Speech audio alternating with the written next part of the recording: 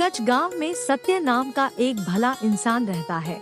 वो एक ईमानदार जमींदार है जो गांव में सबकी मदद करता है। जमींदार की पत्नी भी बहुत अच्छी है। जमींदार का एक बड़े भाई है जो घमंडी और लालची है। काम के नाम पर दिन भर गांव में घूमते रहता है, लेकिन कम धाम नहीं करता। सत्य अच्छा होने की वजह से उसके बड़े भाई को कुछ नहीं कहता और उसकी देखभाल भी करता। जमींदार सत्य हमेशा अच्छे काम और लोगों को मदद करने में विश्वास रखता है। वहीं पर उसका बड़े भाई लोगों को ठगना और बुरे काम करने पर विश्वास रखता है और छोटे भाई के सफलता उसे हर रोज सताती है। जमींदार सत्य प्रकृति प्रेमी है। वह पेड़ पौधे लगाना, जानवरों को पालना पसंद करते हैं।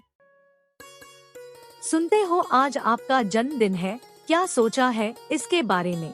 बागवान जन्मदिन के नाम पर मैं आज एक बरगद का पेड़ उगाऊंगा। बाकी सब तुम जानो। जमींदार पेड़ उगाने को उनके घर के पीछे वाले बगीचा में जाते हैं और वहीं पर एक पेड़ उगाते हैं। समय ऐसे ही बिता गया। जमींदार उस पेड़ को बहुत देखभाल करता था, रोज उसके साथ बातें करता था। जमींदार ने देखा कि उसने जो पेड़ उग आया था बहुत जल्दी जल्दी बड़ा हो रहा है। यह एक अविश्वसनीय बात है और साथ में उसे लगता है कि वह जब पेड़ के साथ बात करता है तो पेड़ उसके बातों को समझता है।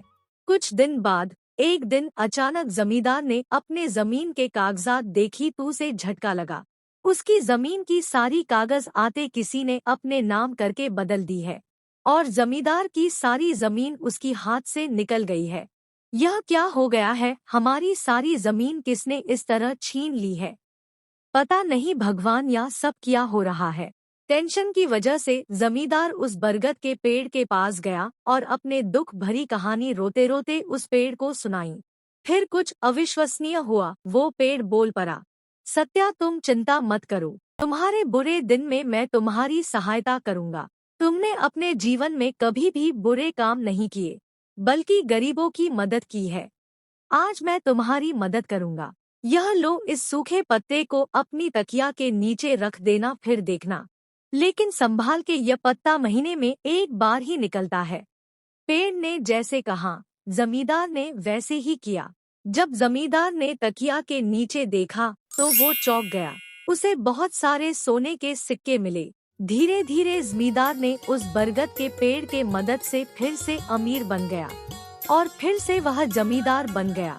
कुछ दिन बाद एक दिन जमींदार का भाई आया और आकर अपने भाई से माफी मांगा और कहा, भाई मुझे माफ कर दो, मैंने ही तुम्हारा जमीन का घोटाला किया था।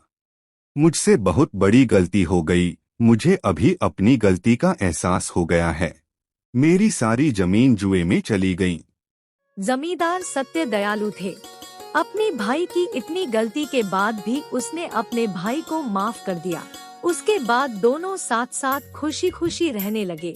दोस्तों, अच्छे के साथ सदैव अच्छा होता है और बुरे के साथ सदैव बुरा ही होता है। इसीलिए बुरा ना बने और अच्छे काम सदैव करें।